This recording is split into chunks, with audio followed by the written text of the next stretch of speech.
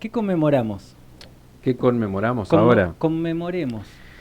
Hoy es 10. Exactamente. 10 de mayo. Sí, está el triunfo de Colón contra Santos, pero no voy a hablar de eso. No, Hoy no, estuvimos voy a hablar hablando de en eso. Silencio que rueda. No, Me porque imagino. sería como muy parcial. Claro, ¿Saben no, quién lo no, marcaba a no. Pelé, no? Poncio. Beto Ponce. Me Ah, enteré, por me eso. enteré por... Querido Beto Ponce. Mirá por que Sol. justo no tuvimos acá hoy. A Sol, sí. Bueno, la cuestión es que no, voy a referirme a otra cosa. 8 y 9 de mayo de 1945, fecha que se rindió el nazismo, digamos, en Alemania. Termina la Segunda Guerra Mundial. En realidad termina en Europa, continúa en el Pacífico.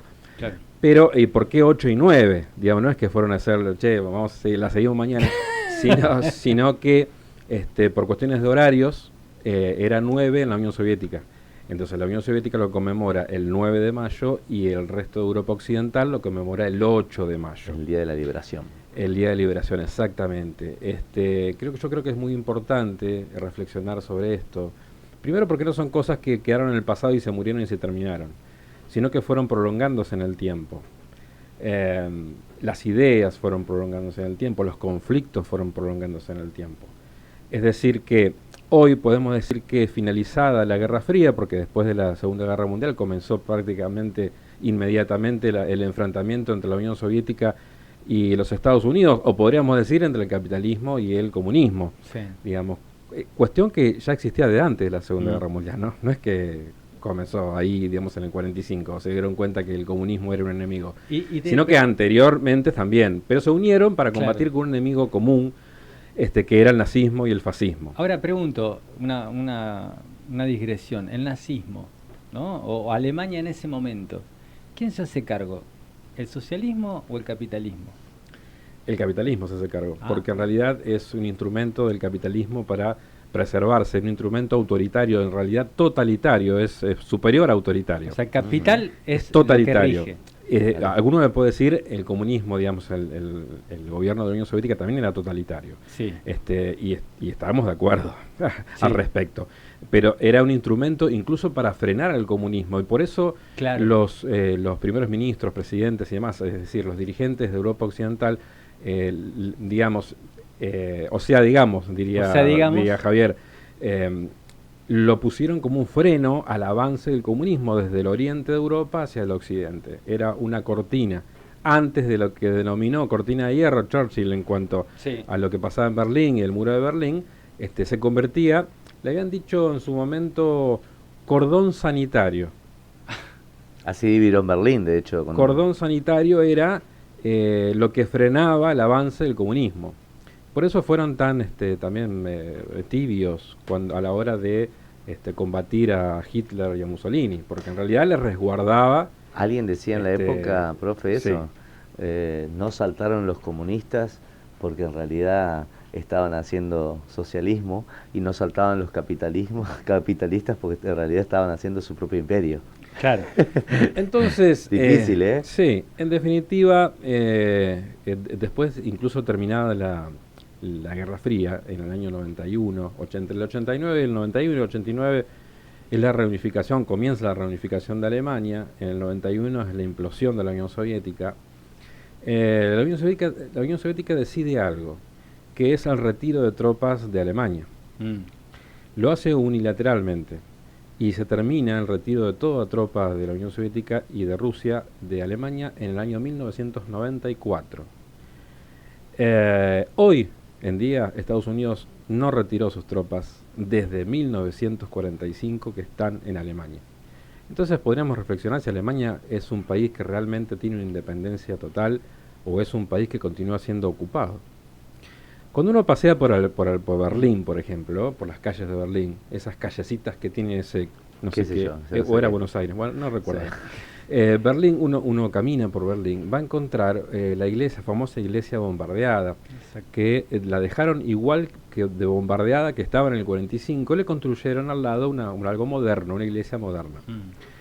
Yo pensaba en ese momento que era para conmemorar, en realidad para que la gente no olvide lo mal que hace una guerra, ¿no? Y creo que algo de eso hay, pero yo creo que hoy, en 2024, estamos en 2024, ¿no? Sí. Creo que sí. Creo que sí, en 2024 hoy entiendo que en realidad es un mensaje a los alemanes. Claro.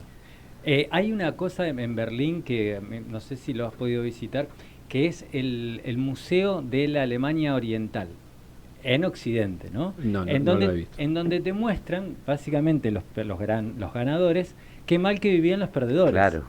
Lo que pasa, claro, que cuando todo, viste, los autos, las casas, y verdaderamente cuando entras a percibir qué es lo que te están mostrando, es eso, ¿no? Que los ganadores te dicen nosotros ganamos, ellos perdieron, pero claro, como Occidente no se hace cargo, por ejemplo, de las dictaduras, digo, porque cuando dice, bueno, pero mirá que en Oriente, lo que es Rusia, el autoritarismo, che, pero ¿quién se hace cargo de las dictaduras, de los haitises? Claro. ¿No? Y alguno ha minimizado esto de oriental o occidental diciendo, fíjense, una vez caído el muro de Berlín, ¿para qué lado corría la gente? Claro. Sí, Sí. De todas maneras, está claro que digamos Occidente fue una mejor propuesta, creo, para Oriente en un montón de cuestiones. A ver, por algo hay varias razones por las cuales Occidente gana esa guerra, la Guerra Fría me refiero, ¿no? En frente al comunismo. Hay varias razones que algún día lo podemos analizar, pero volviendo a la efeméride, volviendo al hecho del 45, y por qué, por ejemplo, en Rusia se conmemora tanto. Rusia perdió, en realidad la Unión Soviética perdió 26 millones de personas, Sí.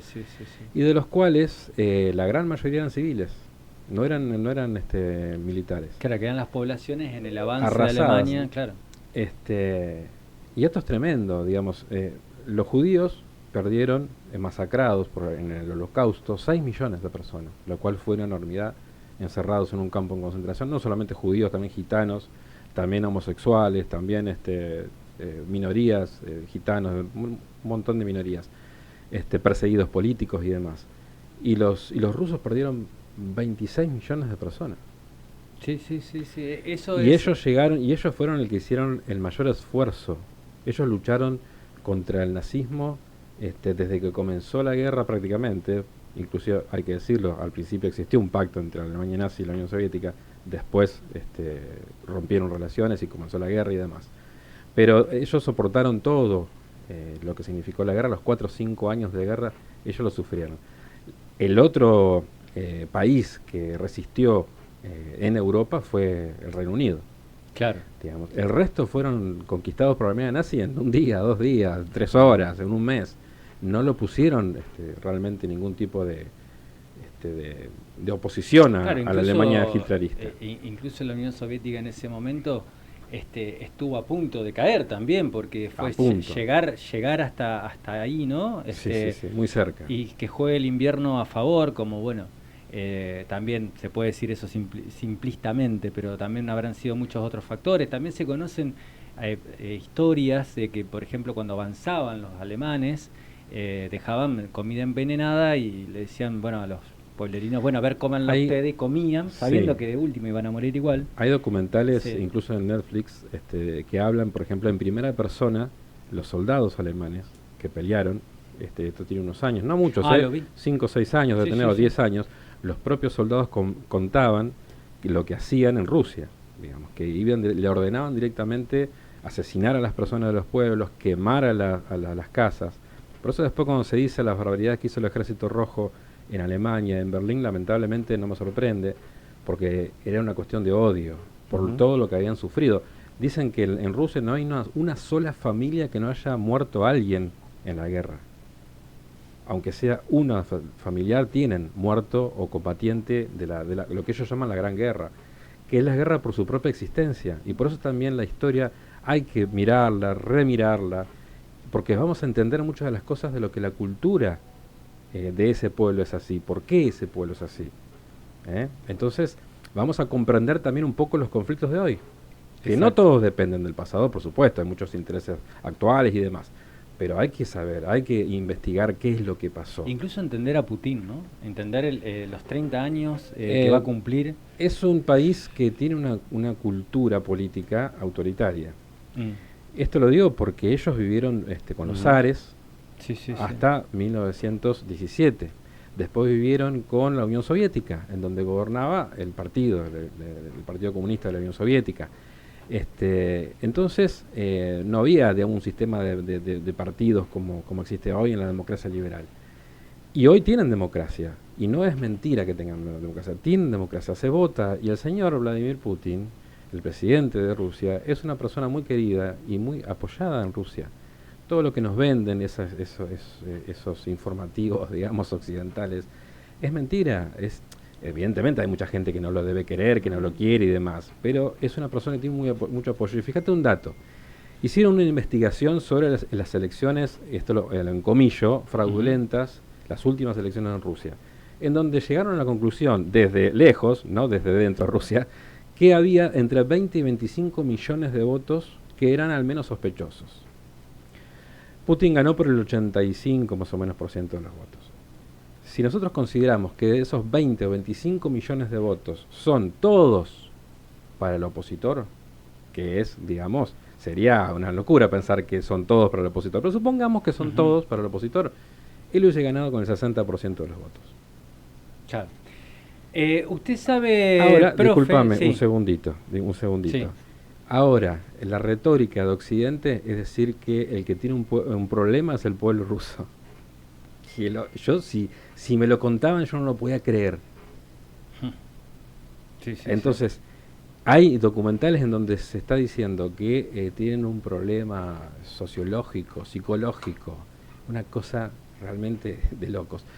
Desde las élites de Estados Unidos y del Reino Unido, que son las que gobiernan el mundo, élites me refiero económicas y políticas y militares, esas élites le resulta incómodo el caso de Putin en Rusia, que también es parte de una élite diferente que gobierna Rusia de determinada manera. No estoy diciendo que sea un ángel que ha bajado de Dios para iluminar al pueblo. Digo, son élites diferentes, y la élite anglo estadounidense, por decirlo de alguna manera, que domina, es una incomodidad y no saben cómo resolverla.